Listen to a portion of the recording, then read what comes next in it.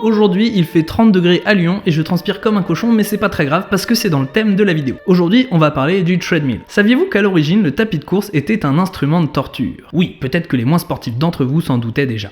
En 1817, au Royaume-Uni, le diabolique ingénieur Sir William Cubitt réfléchit pour la couronne à la meilleure manière de faire souffrir.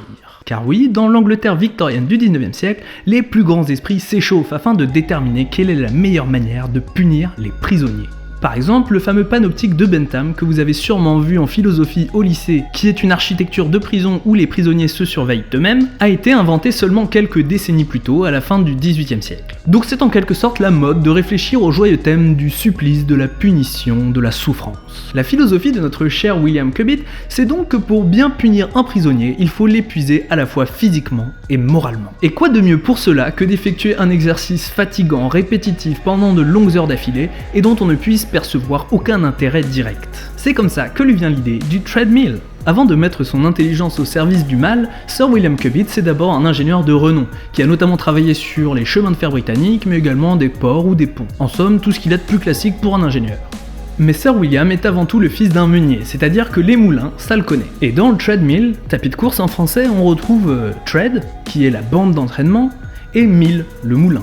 Sir William va donc mettre toute son expertise d'ingénieur au service de la punition, en créant cette machine, le treadmill, sur lequel les prisonniers vont être obligés de marcher à un rythme soutenu, les uns à côté des autres, parfois dans des cabines isolées. C'est assez ingénieux car les prisonniers qui marchent vont entraîner l'arbre central, ce qui va obliger les prisonniers à côté à se mettre à marcher pour ne pas tomber de l'arbre. Et ces prisonniers en marchant vont eux-mêmes entraîner l'arbre qui va entraîner les autres prisonniers à marcher, etc. Vous avez compris.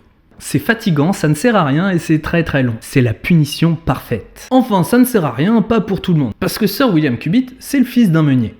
Et dans un moulin, c'est le vent qui entraîne les pales pour faire tourner un arbre central qui va permettre de moudre du grain. Sir Cubitt ici a simplement remplacé le vent par des humains pour entraîner l'arbre. En fait, ça a déjà aussi été fait avec des animaux. Mais bon, les animaux, c'est des animaux.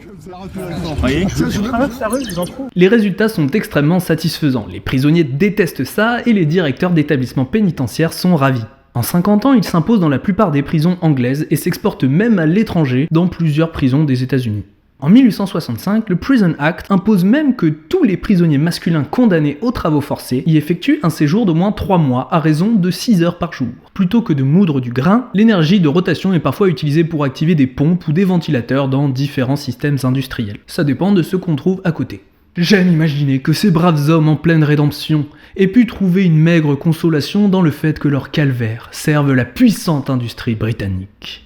Ouais, mais parfois, on trouvait pas d'utilité à cette énergie de rotation. Donc on faisait juste tourner le treadmill dans le vide. On mettait même du gravier dans une boîte à côté, dans lequel tournait l'arc, ce qui effectuait une résistance à la rotation et faisait bien douiller sa mère les prisonniers. Dans ce dernier cas, on était vraiment sur un supplice complètement vain. Si notre labeur ne peut pas servir l'industrie, quel sens a notre vie? En 1902, cependant, ce charmant héritage de Sir William Cubitt va être réduit en miettes, quand le treadmill est aboli dans les prisons à cause de sa trop grande cruauté. Sans blague. Fin du game.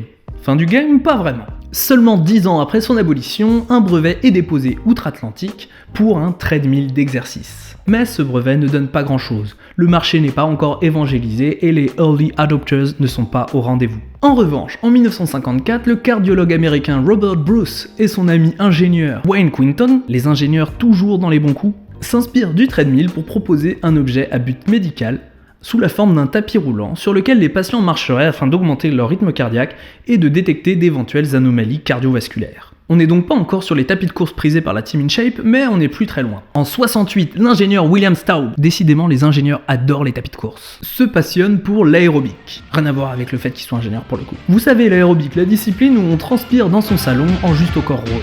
Les bienfaits de ce sport viennent d'être démontrés dans un manifeste éponyme, Aerobics, publié par le Dr Cooper et dans lequel il recommande notamment de faire de la course à pied. Staub aime bien l'idée de courir, mais il aime moins l'idée que ses voisins le surprennent en train de déambuler dans le quartier en juste au corps rose. Alors il développe, d'abord pour son propre usage, le premier tapis de course domestique. Tout content de sa machine, il contacte le Dr Cooper. « Bonjour, je suis fan de vous, j'ai inventé un tapis qui permet de courir à l'intérieur. » Le Dr Cooper est emballé. Il va même aider Staub à lancer la production et à démarcher les équipementiers fitness, afin de vendre le produit. C'est un succès et la suite, vous la connaissez.